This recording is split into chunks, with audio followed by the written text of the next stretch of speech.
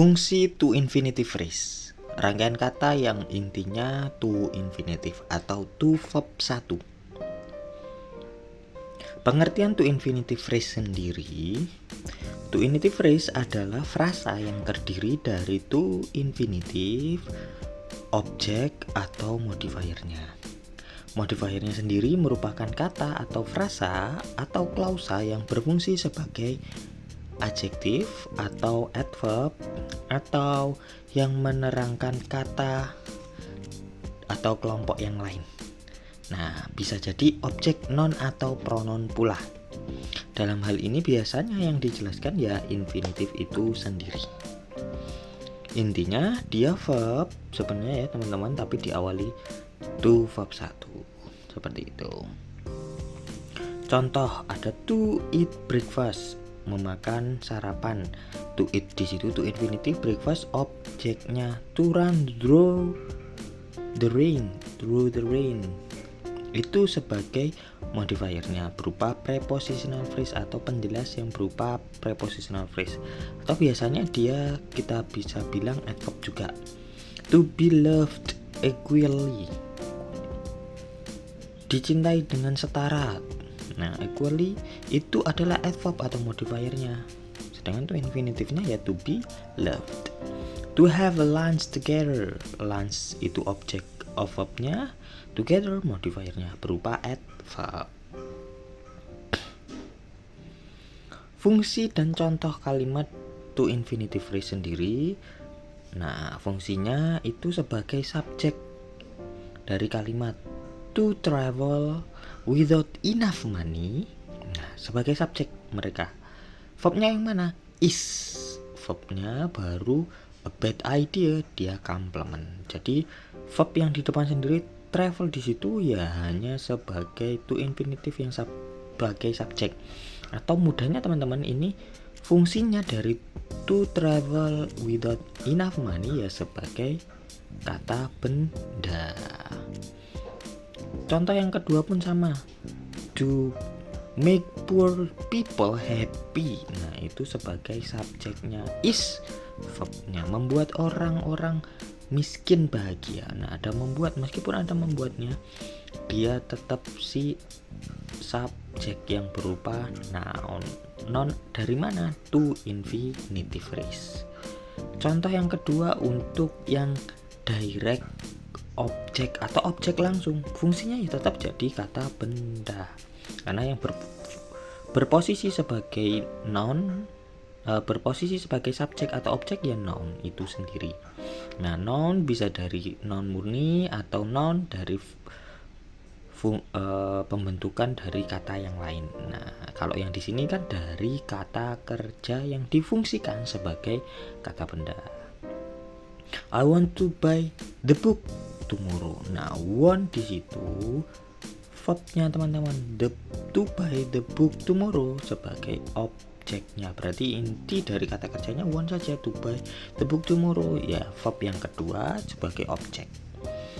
He learned to speak English by taking a course last semester. Dia belajar. Nah, itu belajar kata kerja intinya to speak English by taking a course last semester, dia to infinitive phrase-nya. Bisa juga sebagai subjek complement, tapi masih sebagai noun ya teman-teman. His dream is to visit the country with you. Impiannya adalah mengunjungi negara tersebut denganmu. Nah, hati-hati, be-to di ini bisa juga bermakna harus ya teman-teman, atau is to-nya. Nah, ini sebenarnya ya tetap dia rangkaian dari to infinitive phrase gitu ya. Bisa juga sebagai apositif. Kalau apositif biasanya lebih ke kata keterangan. Nah, dia ke keterangan ya. His dream to visit the country with you has made him work hard. Nah, kalau jadi apositif yang terutama di tengah berarti diapit koma. Nah, kalau diapit koma sini kayak gini ya to infinitive phrase-nya sebagai atau fungsinya sebagai apositif keterangan. Catatan adverbial infinitif dan adjectival infinitif. Nah, ada dua ya di sini. Untuk adjectival infinitif digunakan untuk menjelaskan noun di mana posisinya selalu mengikuti noun yang dijelaskannya. Sedangkan adverbial infinitif digunakan untuk menjelaskan verb di mana dapat berada di awal atau akhir kalimat serta tidak harus berada dekat dengan verb yang dijelaskan. Jadi kalau adjektif harus menempel ke kata bendanya, kalau adverb tidak harus menempel ke kata kerja. Tadi benda dan kata kerja ya. Contoh, kalau untuk adjektif nih, the best time to call him. Nah, the best time itu nounnya, to call him itu infinitifnya. Nah, mereka sebagai adjektif teman-teman. Sebenarnya ya, sebagai adjektif is at night. Nah, waktu terbaik untuk menelponnya adalah di malam hari. Menjelaskan noun. It is the wrong way. The wrong way itu nounnya. To ask for forgiveness. Nah, itu tuh infinitifnya. Menjelaskan apa? Kata benda di depannya we-nya. To get the access. Nah, untuk yang adverb nih sebenarnya mirip dengan yang apositif tadi teman-teman, ada koma atau bisa juga di tengah sebenarnya ya. You must register first. Untuk mendapat akses, kamu harus mendaftar terlebih dahulu. Nah, menjelaskan why you must register first. Kalau adverb biasanya untuk menjawab pertanyaan-pertanyaan seperti itu. She goes home by foot to lose her weight. Mengapa dia harus berjalan kaki? Nah, untuk menurunkan berat badan, untuk menjelaskan hal tersebut. Kalau untuk adverb,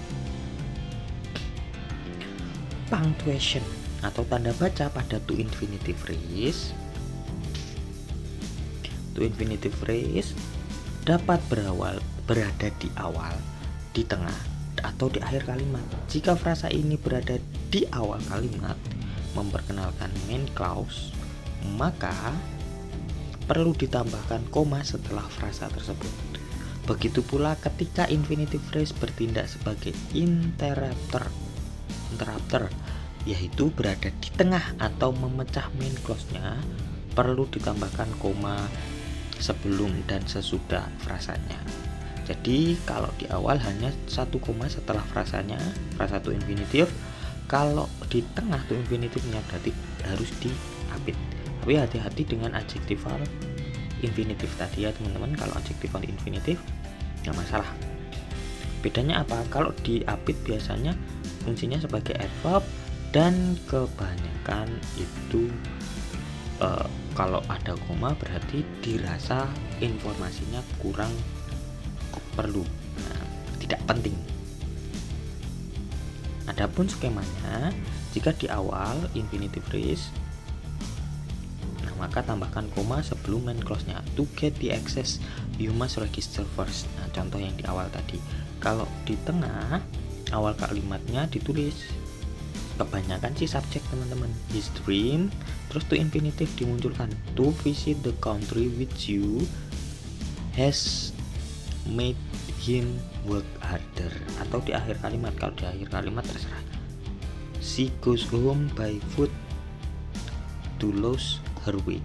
Nah, kalau ada koma seperti ini terutama yang di tengah berarti informasinya tidak terlalu penting. Kalau langsung berarti informasinya penting. Thanks for watching.